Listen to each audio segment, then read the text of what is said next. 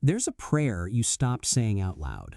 Not because you stopped believing, not because you gave up, but because somewhere along the way, the silence on the other end started to feel like something you weren't sure you could keep surviving.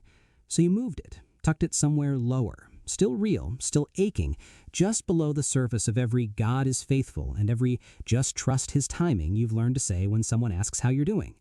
And here's the thing nobody talks about. It's not really doubt. It's something that doesn't have a clean name.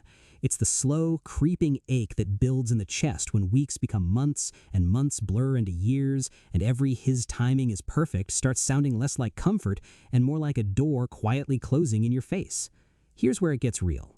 The actual question isn't when he'll answer. That's the surface version.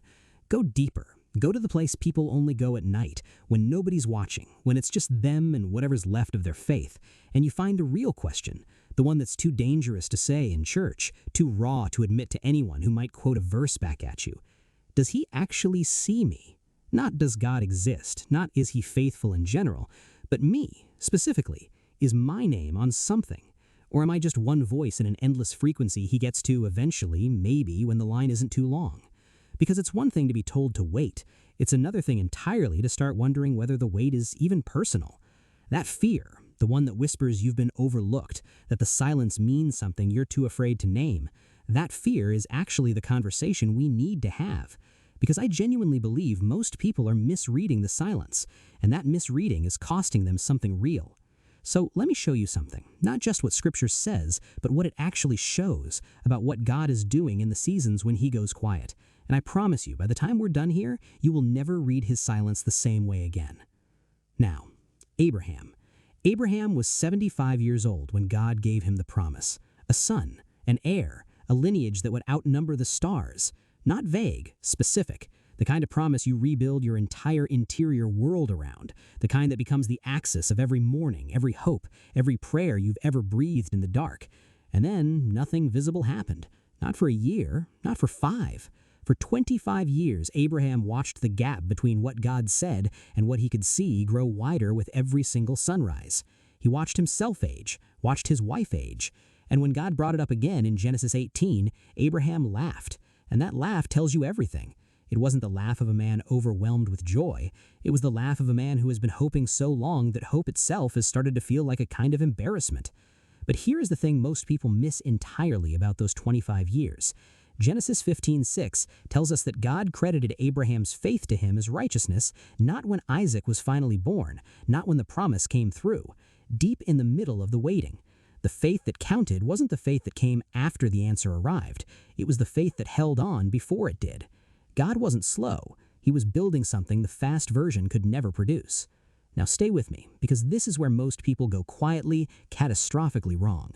They confuse God's silence with God's absence, and those two things are not the same. They don't even belong in the same category.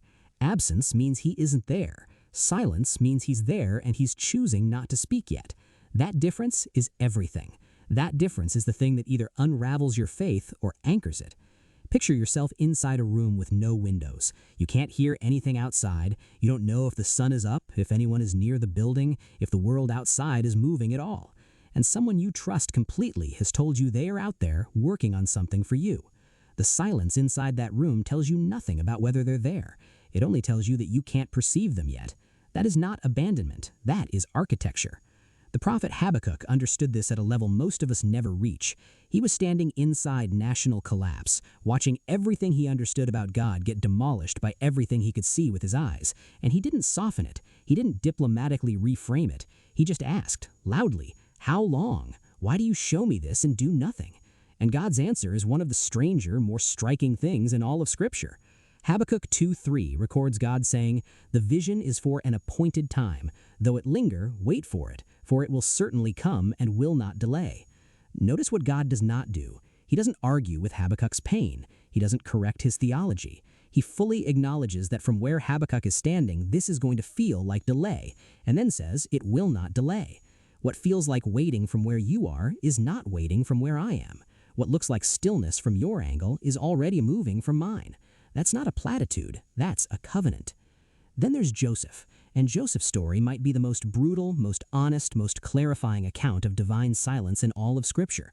He was 17 years old when God gave him a dream, vivid, certain, unmistakable, that his brothers would bow before him. And within what feels like moments in the text, those same brothers threw him into a pit and sold him to strangers.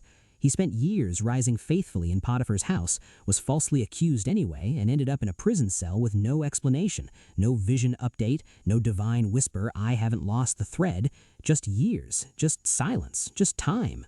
If you read his story without knowing the ending, honestly, you'd think God lost the thread. But the text refuses to let you believe that.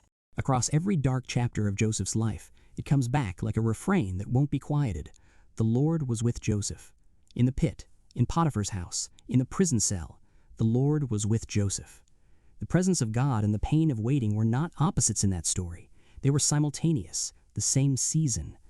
Which means the silence you've been sitting in says nothing, absolutely nothing about whether God has pulled back from you.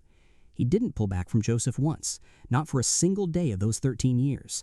Every stage of Joseph's suffering was shaping him into something he could not have been trusted with otherwise. The pit taught him what powerlessness feels like from the inside. The prison taught him how to carry dignity without authority. By the time Pharaoh elevated him, Joseph wasn't just the man who had the dream. He was the man the dream required him to become. And that man could not have been rushed into existence. The delay was the curriculum. Go back to Abraham now. After Isaac finally arrives, after 25 years, after the laughter, after the birth, God asks Abraham to offer that same son on the altar. This is the moment that shocks every reader.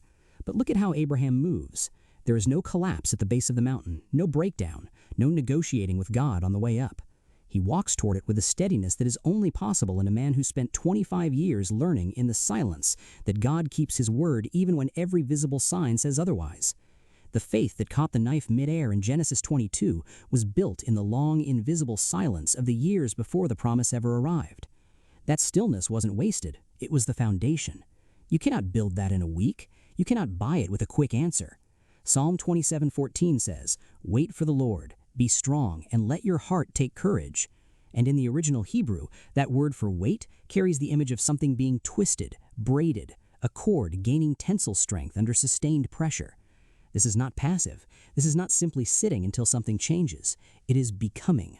Something is being woven into you under the compression of this season that a faster answer would have genuinely cut short.